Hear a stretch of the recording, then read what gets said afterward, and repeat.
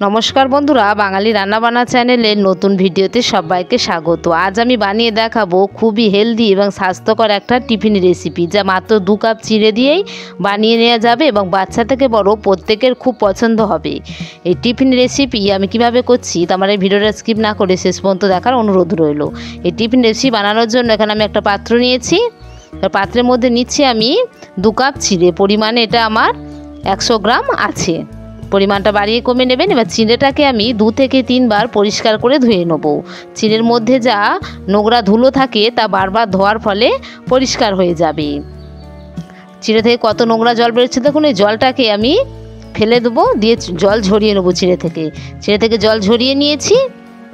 এবার এটাকে আমি ঢাকা দিয়ে 10 মিনিট এইভাবেই রেস্টে রেখে দেবো, তাহলে চিড়েটা ভালোভাবে ভিজে যাবে।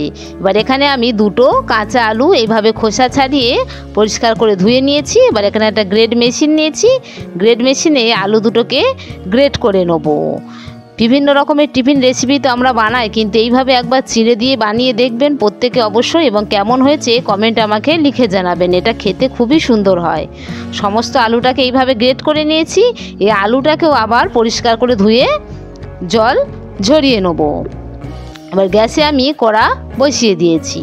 এবার দিচ্ছি আমি এখানে 2 চামচ মতন সাদা তেল, আর দিচ্ছি অল্প একটু গোটা জিরা, আর কিছু আমি এখানে কারি পাতা নিয়েছি। তেলের মধ্যে দিয়ে কারি পাতা ও জিরেটাকে একটু ভেজে নেব।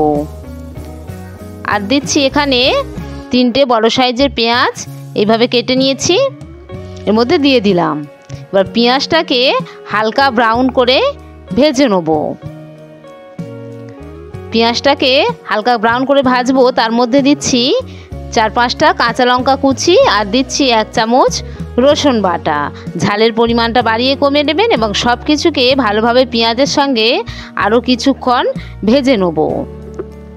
কিছুক্ষণ ভেজে নেওয়ার পরে এবার এখানে যে গ্রেট করে ধুয়ে রেখেছিলাম আলুটা, তা ভালোভাবে জল ঝরিয়ে এর মধ্যে দিয়ে দিলাম। আলুটাকেও বেশ কিছুক্ষণ এইভাবে ভেজে নিতে হবে, তাহলে আলুটা অনেকটা নরম হয়ে যাবে এবং কাঁচা আলুর গন্ধটাও চলে যাবে।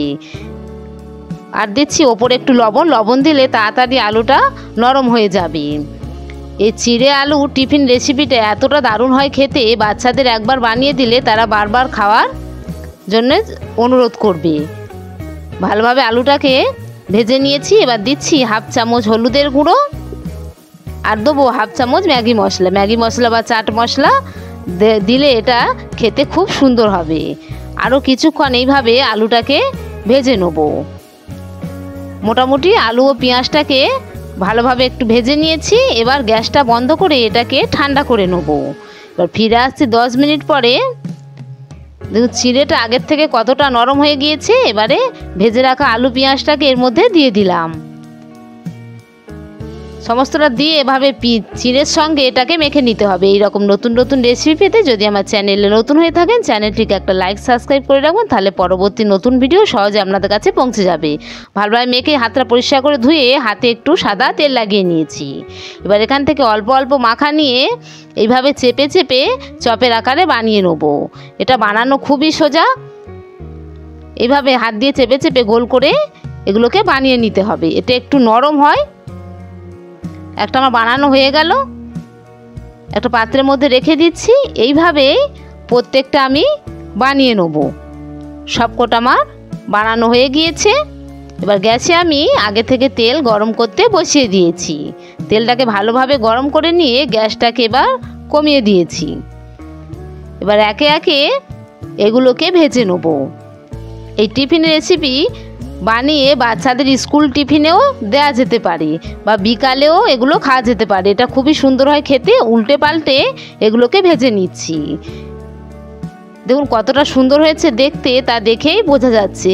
অবশ্যই প্রত্যেকে বাড়িতে বানিয়ে দেখবেন। হয়ে গিয়েছে আমার চিড়ে আলু পেঁয়াজের টিফিন রেসিপি। ফিরে আসছে পরবর্তী নতুন ভিডিও নিয়ে।